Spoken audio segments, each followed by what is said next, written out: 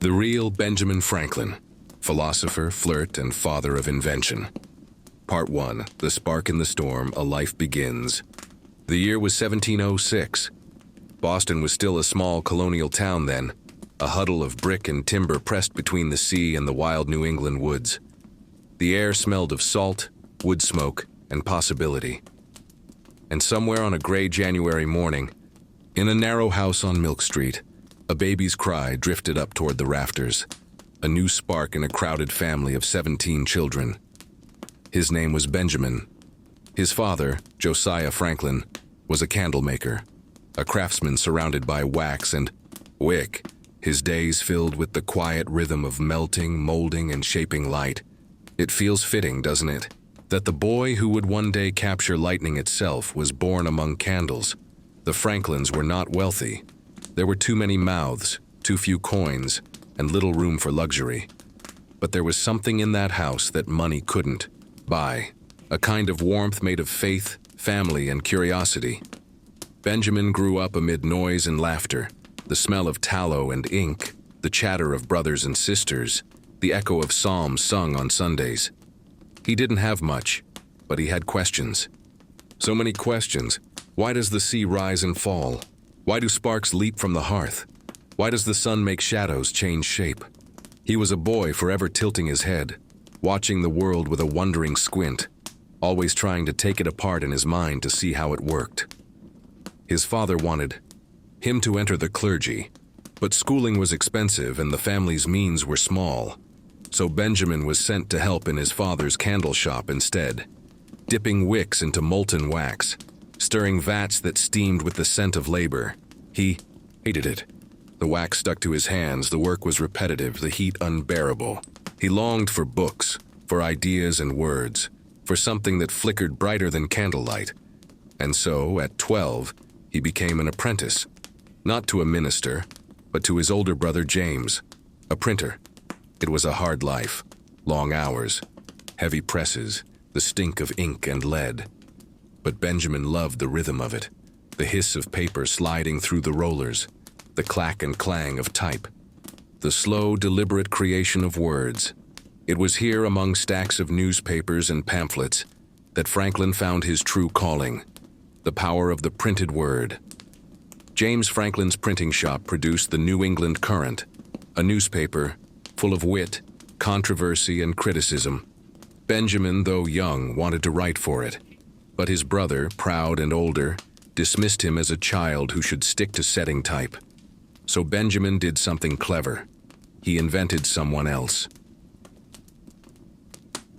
Late, at night by candlelight, he began writing letters under the name Silence Dogood. She was a fictional widow, sharp, funny, moral, and outspoken. In her letters, she poked fun at pompous preachers, self-righteous men, and the pretensions of polite society. When James found those letters in the submission box, he loved them, never guessing his young apprentice had written them. The town loved them too. Boston readers laughed, argued, and speculated about the mysterious Mrs. Dogood. For the first time, Benjamin Franklin had tasted something intoxicating, the joy of ideas taking flight, the thrill of being read. But the truth eventually came out, and James was furious. Pride clashed with pride, and the shop grew too small for both of them. At 17, Benjamin decided he'd had enough. One night, with barely any money in his pocket and no permission to leave, he slipped quietly out of Boston, his future packed into a single bundle of clothes. He walked away from family, from security, from everything familiar, toward something unknown and shimmering on the horizon. The road to Philadelphia was long. Franklin traveled first to New York, then south by boat and by foot, wet, hungry, and half lost. He arrived in Philadelphia with coins rattling in his pocket, his clothes wrinkled, and his stomach empty. He bought 3 loaves of bread from a baker, ate one as he wandered the unfamiliar streets, and tucked the other 2 under his arms. A young woman watched him pass, and years later she would become his wife. It's an image Franklin himself would often recall with quiet amusement. The soggy, awkward boy, barely more than a runaway, walking into the city that would one day remember him as its greatest son. Philadelphia in the early 18th century was a place of promise. It hummed with trade and talk, its cobblestone streets alive with printers, merchants, sailors, and philosophers. Benjamin soon found work as a printer's assistant, his hands once again blackened with ink. But this time, it felt different. He wasn't the boy in his brother's shadow anymore. He was a man beginning his own story. He spent his nights reading borrowed books, his days learning everything he could about printing and business. He devoured essays, histories, and science texts. He studied logic, style, and even the art of conversation. He wanted not just to print words, but to understand them. And slowly, the restless apprentice from Boston began to turn into the philosopher of Philadelphia. There's something almost cinematic about these early years. The candlelight, the printing press, the boy with ink-stained fingers and too many ideas. But what makes them beautiful isn't just the struggle. It's the tone. Franklin didn't see hardship as tragedy. He saw it as instruction. Every misstep, every scolding, every wrong turn was another spark, another experiment in the great science of life. He once wrote, "Energy and persistence conquer all things." That line, calm as it sounds, came from the memory of hunger, exhaustion, and determination. The boy who left Boston with nothing was already beginning to understand a truth that would guide him forever. That progress begins not with privilege, but with curiosity. As the seasons passed, Philadelphia began to shape him, and he in turn began to shape Philadelphia. The city of brotherly love became his laboratory, not just for invention, but for ideas about society, kindness, and self-betterment. But that comes later. For now, in these first years, he is simply Benjamin, young, curious, ambitious, watching the flicker of a candle and wondering how to capture light itself. Somewhere beyond the rooftops, a storm gathers over the Atlantic, a storm he will one day tame with a key and a kite. But tonight, the only lightning he knows is the spark of thought dancing behind his eyes. The boy who walked out of Boston in silence has arrived at the edge of a new world, one filled with words, wisdom, and wonder. And though he doesn't yet know it, this young runaway will help invent not just new tools, but a new kind of mind, the American mind. Part 2, Philadelphia Rising. Printer, rebel, and dreamer. Philadelphia woke early in those years. The streets filled with the creak of wagons, the call of vendors, and the sound of 1,000 small ambitions beginning their day. And somewhere amid it all, a young printer named Benjamin Franklin was already at work, sleeves rolled, hands dark with ink, mind alive with plans. He was still just one tradesman among many, but already his ideas were beginning to stretch beyond the press. Each sheet of paper he printed carried more than words. It carried his curiosity, his humor, his quiet hope for a better, wiser world. Franklin's early years in Philadelphia were not easy. He worked for printers who often underpaid him, and he struggled to make a name in a city full of competition. But he had two things that would change everything: discipline and charm. He saved his money carefully, invested in his tools, and learned how to make every interaction matter. If he couldn't afford reputation, he would earn it. He read everything: philosophy, science, politics, poetry. He studied style, logic, and the habits of the successful. And slowly, quietly, he began to understand the invisible machinery of life, how effort, patience, and wit could shape fortune. In time, Franklin found partners, borrowed a little money, and opened his own print shop. The sound of that shop became the heartbeat of his early success. The heavy press squeaking, the steady rhythm of paper being fed through rollers, the scent of ink and fresh parchment. Franklin's workshop was a kind of symphony, half labor, half art. He printed government pamphlets, advertisements, and books. But what set him apart wasn't just craftsmanship, it was voice. He wrote with humor. He designed with purpose. He knew how to make ideas move. Soon his name began to travel, whispered from one merchant to another. That Franklin fellow prints quickly and writes even quicker. By the time he founded the Pennsylvania Gazette, Franklin had begun to discover his greatest invention, his public self. Through his writing, he became the everyman philosopher, half sage, half trickster, teaching lessons through jokes, moral truths through everyday stories. He used satire to challenge pride, and humility to disguise brilliance. He turned common sense into poetry. One of his first editorial campaigns was for something few had imagined, a lending library, so that every person, rich or poor, could borrow books and feed their minds. It was a small idea with enormous consequence, the first public library in the colonies. And that was the Franklin pattern. Find a simple problem, add a spark of wit, and change the world just enough to make life gentler. Then came Poor Richard's Almanac. At first glance, it was just another yearly booklet. Weather predictions, jokes, proverbs, and small essays. But Franklin turned it into something much deeper. Under the pen name Richard Saunders, he invented a fictional author, humble, wise, occasionally foolish, but always observant. Through Richard's voice, Franklin poured out a river of practical wisdom. A penny saved is a penny earned. Early to bed and early to rise makes a man healthy, wealthy, and wise. Well done is better than well said. They're so familiar now they sound like cliches, but in their day they were revolutionary. A philosophy written not for scholars, but for ordinary people.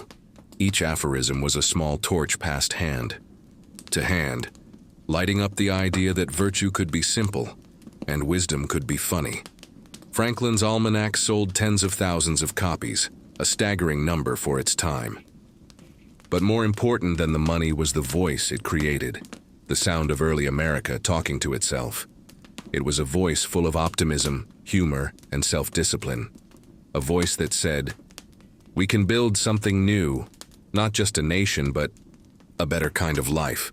Through his press, Franklin was building more than a business. He was building a culture, one that valued reason, thrift, kindness, and good company.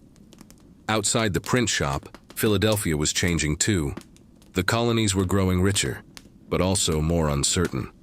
There were whispers of independence, questions about faith, debates about taxes and freedom. Franklin didn't shout his politics. He printed them.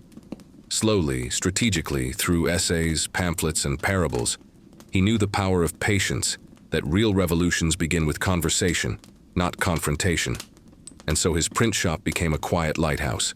Its papers, spreading ideas faster than rumor. Its humor softening truths that might otherwise have been too sharp. But while Franklin's mind soared, his habits stayed simple. He believed in routine, in moderation, in what he called useful living. Each morning he woke early and asked himself, "What good shall I do this day?" Each evening before bed he asked again, "What good have I done today?" He was not a saint. He had his flaws, his pride, his appetites. But he believed that virtue was a craft, not a gift. You practiced it, one small act at a time. As his success grew, Franklin began to think beyond profit. He helped organize the city's first volunteer fire company, neighbors banding together to protect each other's homes. He created the first subscription-based hospital, so that the sick could be treated regardless of wealth. He improved street lighting, founded discussion clubs, and started the American Philosophical Society, a gathering of minds devoted to curiosity. In everything, he saw opportunity for cooperation. He believed people could be better if they simply worked together. But Franklin's genius wasn't solemn. It was cheerful. He made wisdom feel like friendship. His essays were playful, even flirtatious. He used laughter to make truth go down. Easy? One of his essays described how to choose a good companion, not by beauty but by kindness and conversation. Another advised saving money not for greed's sake, but so one might have more to give. And when critics called him a moralist, he only smiled. He wasn't preaching, he said. He was experimenting with human nature, with community, with the art of being better without being proud. By his mid-30s, Franklin had become one of the most successful men in the colonies. But what set him apart was his calm. He didn't chase power or titles. He chased improvement, in himself, in others, in the world. He once wrote, Human felicity is produced not so much by great pieces of good fortune as by little advantages that occur every day. That was Franklin's secret. He found greatness in the ordinary, light in the familiar. As night fell over Philadelphia, the printing press would quiet, the lamps would burn low, and Franklin would sit alone at his desk. He would open his journal, draw neat columns of virtues, and mark which ones he had failed that day. Sometimes he failed often. He smiled at that too. For him, the point wasn't perfection. It was persistence. The sound of his pen scratching across paper became another kind of invention, the invention of the self. And somewhere outside, as the city settled into sleep, the boy who had once walked into town with 2 loaves of bread was now the printer shaping its conscience. He didn't yet know he would one day capture lightning, or charm Parisian salons, or sign the Declaration of Independence. For now, he was simply Benjamin Franklin, printer, and that was enough. Because in every great life, there is a moment when the dream is still small, when success isn't yet measured in fame, but in the quiet satisfaction of work well done. That was Franklin's Philadelphia: ink, effort, and endless possibility. Part 3. The Philosopher and the Experimenter. By the time Benjamin Franklin reached his 40s, Philadelphia had begun to change. And so had he. The printer who once hustled through narrow streets with a bundle of papers was now a man of reputation and respect. He had wealth enough to live comfortably, friends enough to fill his evenings with talk, and influence enough to shape the city around him. Yet, as always, his mind would not rest.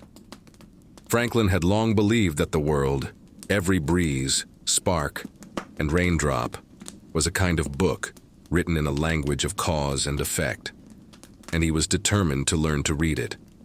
He began with small experiments. He studied how smoke curled from a flame. He noted how heat rose and air cooled. He built stoves and invented chimneys that carried smoke more efficiently through homes. Each problem he faced became an opportunity for invention. Philadelphia winters were bitter, and most homes wasted their warmth. So Franklin designed a new stove, one that drew air in and sent it out through clever channels, keeping rooms warmer with less fuel. He could have patented it. He could have made a fortune, but he didn't. He simply published the design, free, for anyone to use. As we enjoy great advantages from the inventions of others, he wrote, we should be glad of an opportunity to serve others by any invention of ours. It was a small act, but it revealed something essential about him. Franklin didn't see knowledge as property. He saw it as light, and light, he believed, was meant to be shared. His experiments grew bolder. He became fascinated by storms, how lightning cracked across the sky, how thunder followed with its rolling echo. At the time, most people thought lightning was a punishment from heaven. Franklin thought differently. He suspected it was electricity, the same mysterious force he had seen in static sparks, in rubbed glass, in laboratory curiosities brought from Europe. He began to play with that idea. In his study, he rubbed glass rods with cloth to produce faint blue sparks. He watched how they leapt from metal to metal. He felt the shock on his fingers and saw the light it made in darkness. He was enchanted. Here was nature's whisper, a secret written in light. Franklin's house became half laboratory, half workshop. He built Leyden jars to store electricity, metal points to collect it, and instruments to measure it. He gave names to the strange new phenomena, positive and negative, charge and discharge. He even coined the word battery. Friends would visit and find him lost in his experiments, barefoot on the wooden floor, staring intently at some faint spark as though he could see eternity flicker inside it. And in a way, he could. For Franklin, science wasn't just about discovery. It was about wonder. It was about standing in awe before the ordinary, and realizing it was not ordinary at all. Then came the storm. It was 1752, a summer of heavy skies and restless air. Franklin had already published a bold idea, that lightning and electricity were the same force. But he needed proof.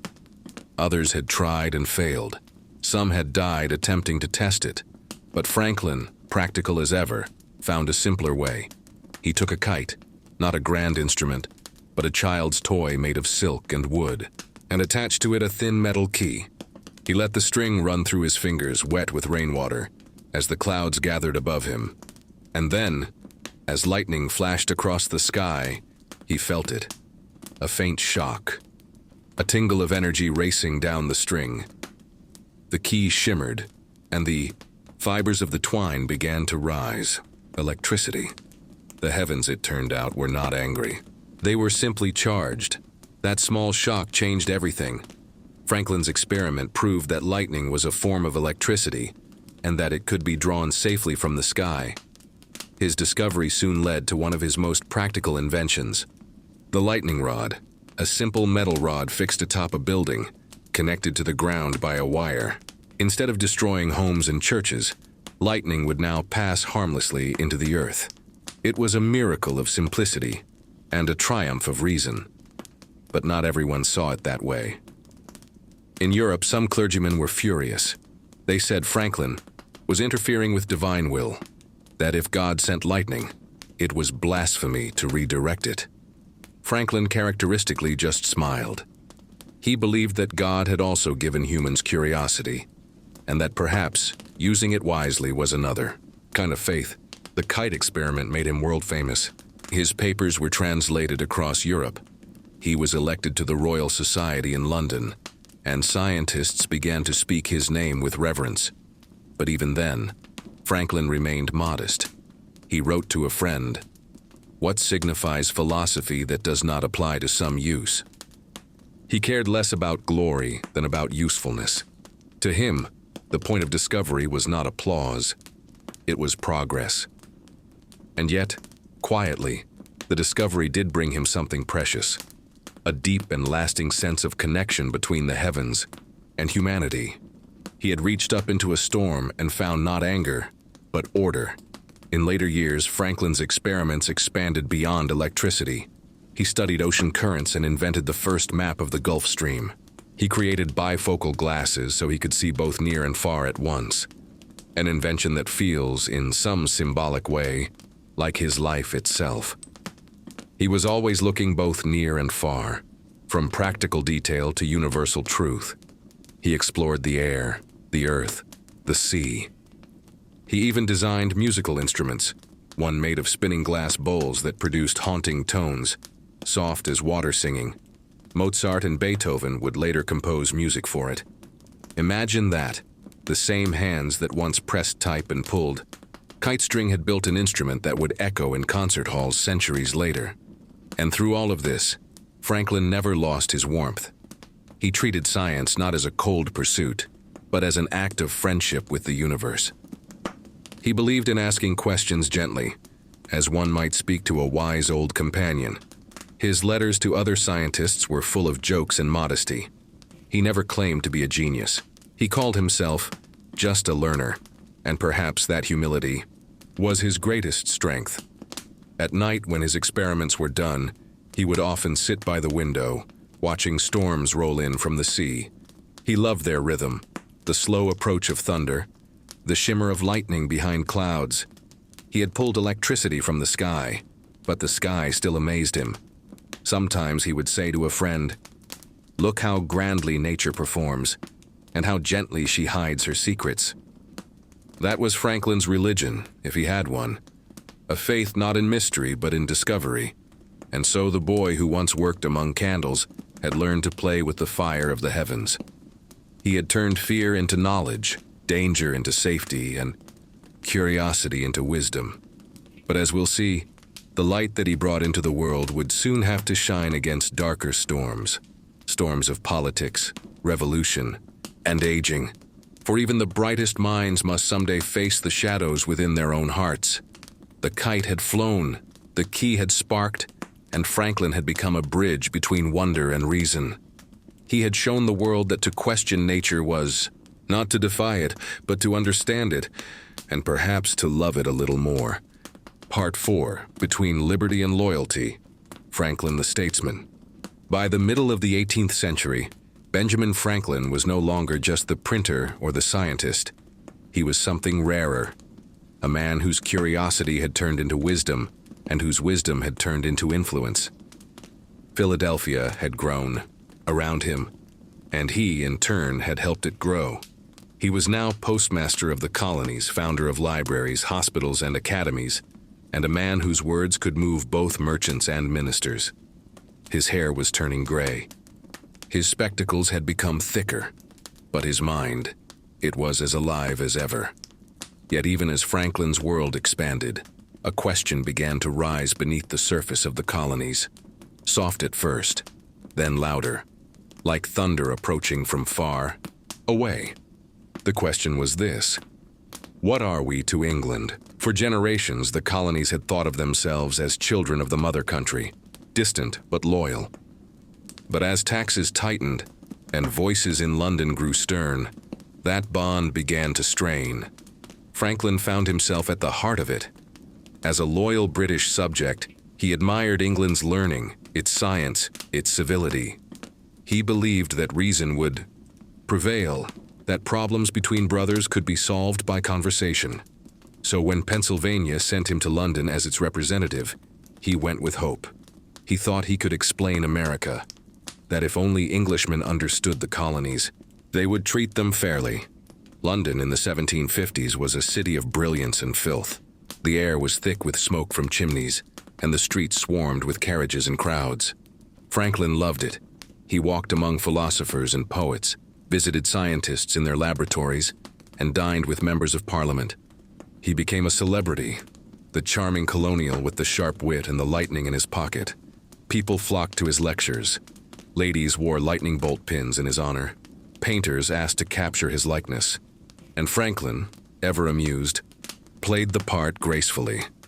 But beneath the applause, he was watching, listening, learning how power moved, how decisions made in polished halls could ripple across oceans.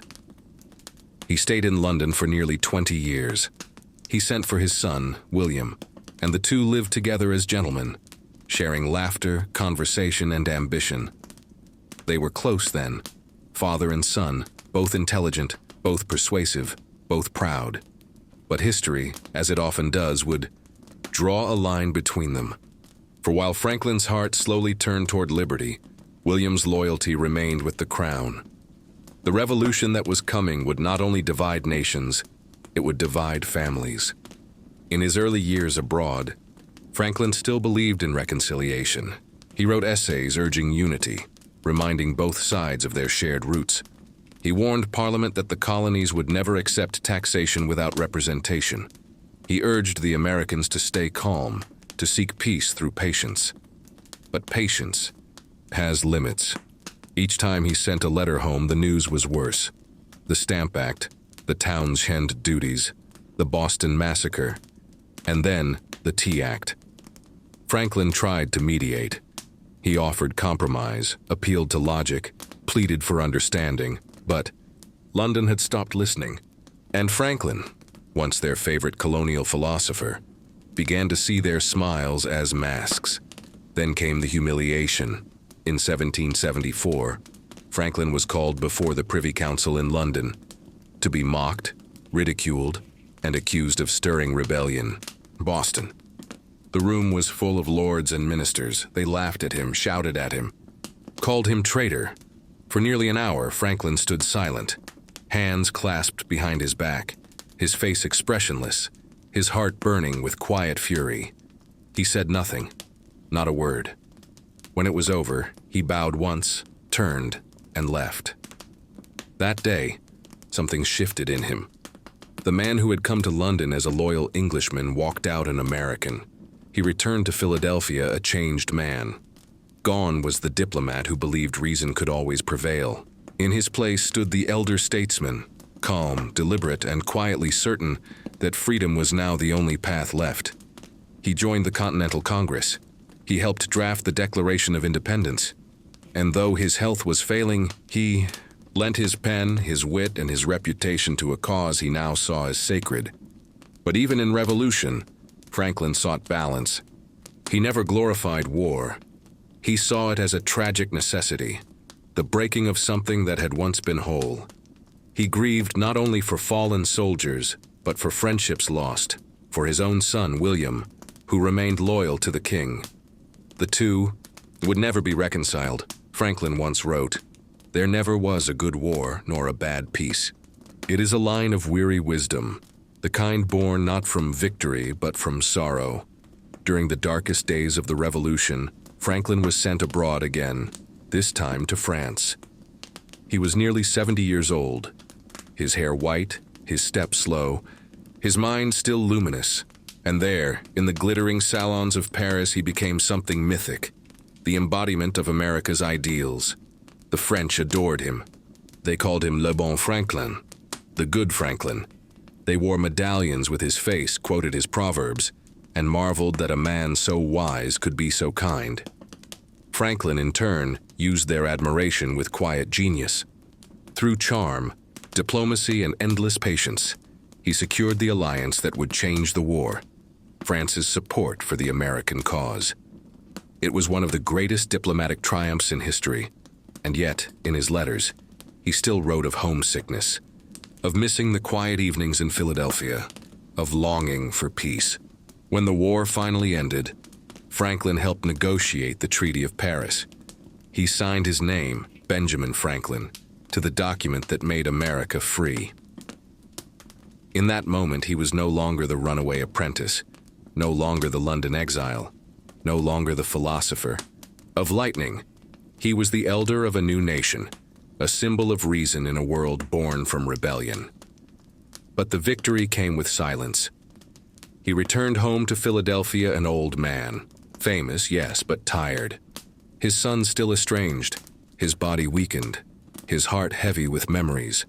He spent his final years writing, reflecting, and smiling quietly at the noise of the young republic he had helped create. He had seen the best and worst of human nature, its greed, its pride, its brilliance, and through it all he had remained what he had always been, a student of the world, still curious, still amused, still hopeful. The candlemaker's son who once escaped Boston had lived to see an entire nation light its first flame. He had pulled fire from the sky, negotiated peace across oceans, and turned words into bridges between men. But perhaps his greatest act was simply to remind the world that reason, calm, kind, patient reason, is its own kind of revolution. Part 5, The Many Faces of Franklin, Philosopher, Flirt, and Father of Invention. By the time Benjamin Franklin entered his final decades, his name was already written across history. He had captured lightning, negotiated with kings, and helped write the birth certificate of a nation. But fame, for Franklin, was never the point. He once said, "If you would not be forgotten as soon as you are dead, either write things worth reading or do things worth writing." He had done both. And yet, as the applause of life faded, a softer question began to whisper within him. Had he truly understood himself? He lived now in a stately home on Market Street, surrounded by books, letters, and the quiet tick of clocks. His study smelled of ink, old leather, and candle smoke. Visitors described it as a place of both energy and calm, a room where ideas still hummed in the air, but where an old man now moved with the slow grace of habit. He spent his mornings reading, his afternoons writing letters, his evenings in gentle conversation, but his mind, that restless, playful, brilliant mind, never stopped inventing. Even in his 60s and 70s, Franklin continued to tinker. He redesigned furniture for comfort, created a new kind of musical instrument, and even sketched out ideas for an improved clock and fireplace. To him, invention was a kind of meditation, a way of staying young. And yet, for all his practicality, Franklin was no ascetic. He loved company, especially the company of women. Even in old age, his letters were filled with warmth, humor, and the kind of flirtation that was equal parts charm and philosophy. He admired women not merely for beauty, but for wit and intelligence. He saw conversation as an art form, a dance, of curiosity and delight. In Paris, he became a legend in salons, the white-haired sage with the twinkle in his eye. He wrote playful verses, offered clever toasts, and was adored by women decades younger than himself. To some, it was scandalous. To others, endearing. But beneath the laughter there was also loneliness. Franklin's wife, Deborah, had died while he was abroad, and though they had lived apart for many years, her absence left a silence he rarely spoke of. He filled that silence with letters, with company, with the endless curiosity that had always carried him forward. It is easy to imagine him, late at night, sitting by the fire, writing with a faint smile, his quill scratching across the paper, as if it too had its own heartbeat. He wrote to friends, to scientists, to poets, to politicians, and sometimes simply to think aloud. In his letters he could be funny and wise, but also tender, reflective, even sorrowful. He wrote of mortality, of the passing of friends, of the strange way that life, for all its inventions and discoveries, still ended the same way for everyone. "Our new Constitution is now established," he once wrote, "and has an appearance that promises permanency. But in this world, nothing can be said to be certain, except death and taxes." The line has become famous, half joke, half truth. But for Franklin, it carried the gentle resignation of a man who had seen too much to believe in permanence. Franklin's mind also remained alive with philosophy. He had long since drifted from the strict religion of his Puritan youth. But he was no atheist. He believed in a benevolent creator, in virtue, and in the moral progress of humankind. His God was not distant or wrathful, but patient, rational, and quietly amused. He once said, "The way to see by faith is to shut the eye of reason," but he never could shut that eye. His reason was always open, watchful, questioning, wondering, and yet there was kindness in his skepticism. He didn't mock belief. He simply asked it to be useful, to make people gentler, not crueler. In his later years, Franklin's reputation grew to something almost mythic. He was the first American, the wise elder of a young republic, but he never seemed to take it too seriously. He wore simple clothes, kept modest habits, and walked the streets of Philadelphia with the same humble curiosity he'd had as a boy. People would stop him to ask advice. He'd smile, tip his hat, and offer some small pearl of humor. A proverb, pun, a wink of wisdom disguised as a joke. One day, a young man asked how to live a good life. Franklin's reply was simple: be always at war with your vices, at peace with your neighbors, and let each new year find you a better man. That was his gospel, not of doctrine, but of daily improvement. And yet, Franklin was far from perfect. He could be proud, opinionated, and at times too clever for his own good. He struggled with family, especially with his son William, whose loyalty to the British crown had broken their bond forever. That wound never healed. Even at the end, when Franklin tried to reconcile, the space between them remained, a quiet ache in an otherwise extraordinary life. But perhaps it was that gave him empathy.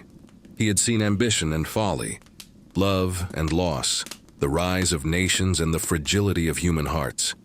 He knew that greatness and loneliness were often close companions.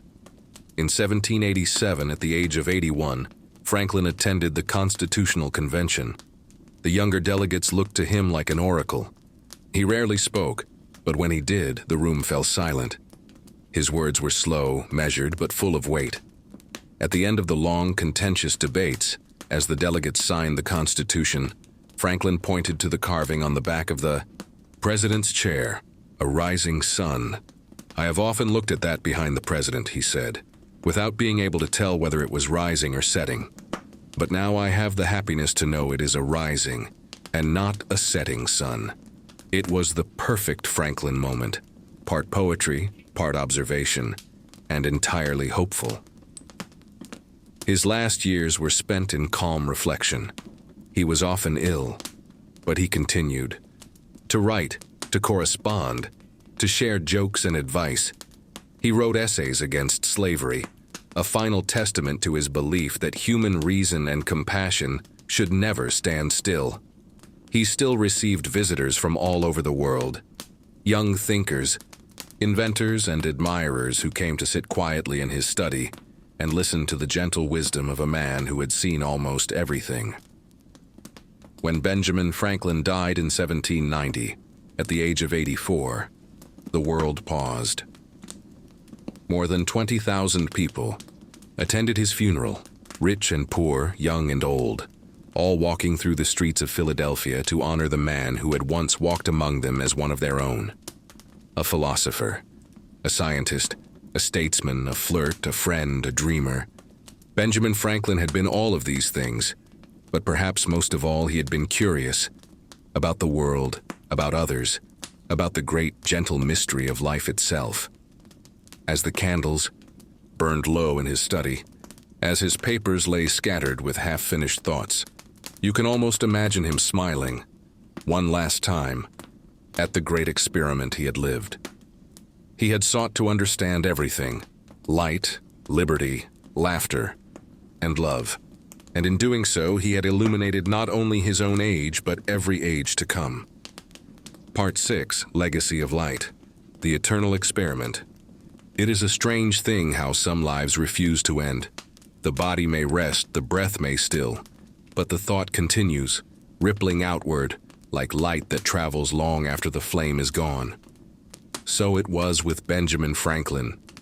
When he died in Saudi, April of 1790, the sky above Philadelphia was gray with spring clouds. The streets filled with men and women of every kind. Merchants, apprentices, mothers, freed slaves, politicians, and children who had never met him, but somehow felt they knew him. They carried no music, no banners, only silence. A respectful, thoughtful kind of silence, as if the city itself understood that one of its truest voices had gone quiet. He was buried simply, beside his beloved Deborah, under a plain stone engraved with 2 words, Benjamin and Deborah Franklin. That was it. No grand epitaph, no list of titles or honors. Just 2 names, side by side, as if to remind the world that even the greatest of men is, in the end, only a husband, a friend, a soul among others. And yet from that modest grave, his ideas rose like sparks into the air, drifting into centuries yet to come. Franklin's genius had always been more than invention. It was a way of seeing, a belief that knowledge should serve kindness, that curiosity was a form of prayer.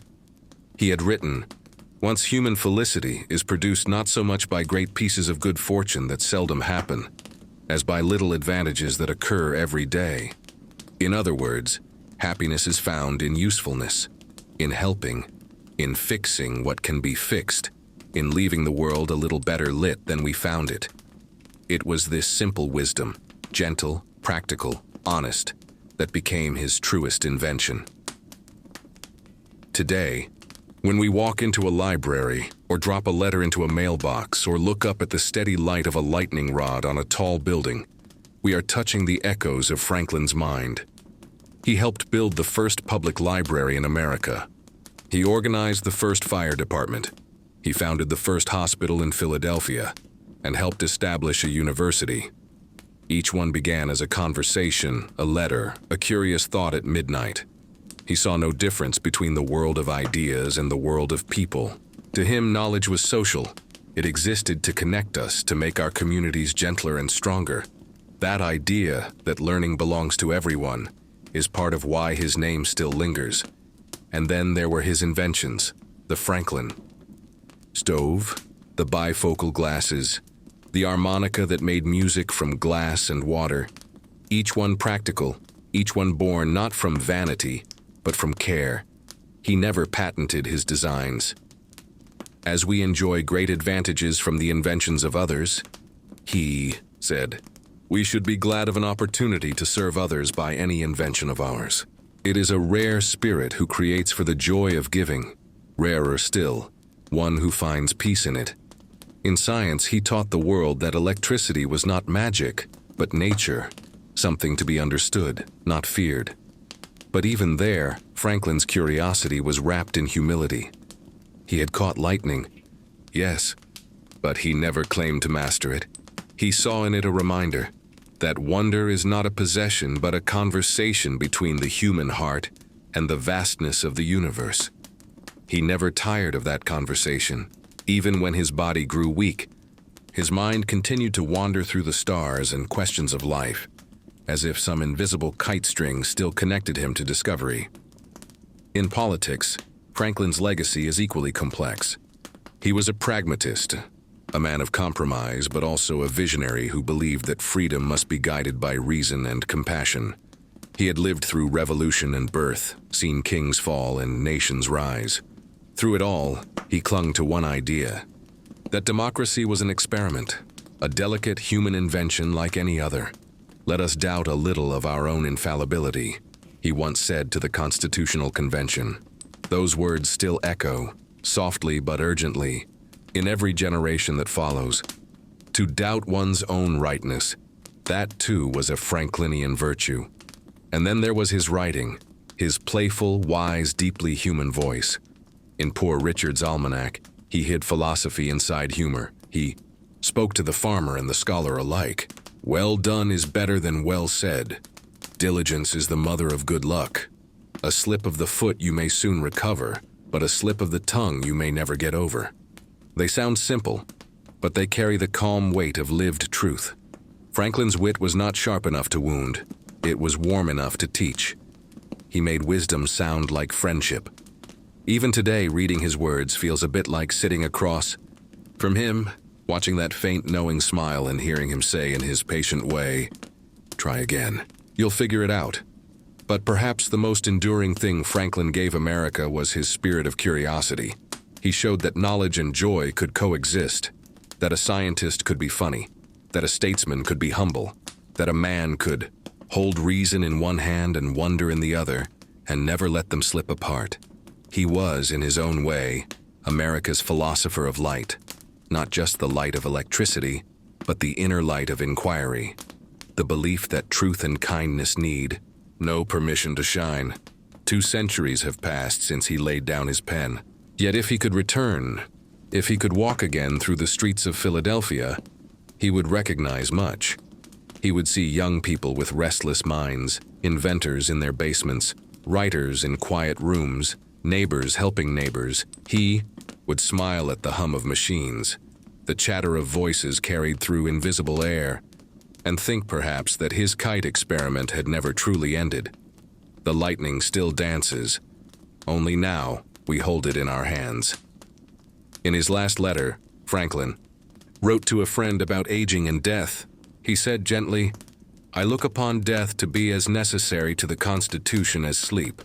We shall rise refreshed in the morning." There, in that single sentence, is the heart of Benjamin Franklin. Curious even about the end, unafraid to rest, and convinced that light, in one form or another, always returns. So, when we think of him now, not the legend, not the portrait on the $100 bill, but the man, we might imagine him as he truly was, a small figure in spectacles, walking through a quiet Philadelphia dawn, the air still wet with dew, his pockets full of papers, his mind full of ideas. He stops for a moment, looks up at the waking sky, and smiles, because even now, after all these centuries, the world remains unfinished, and still beautifully worth improving. And perhaps that is the final lesson of Benjamin Franklin's long and gentle life, that the true father of invention was not the man who discovered electricity, but the one who taught us to stay curious, to question, to laugh, to care, and to keep the candle burning long after the night has begun.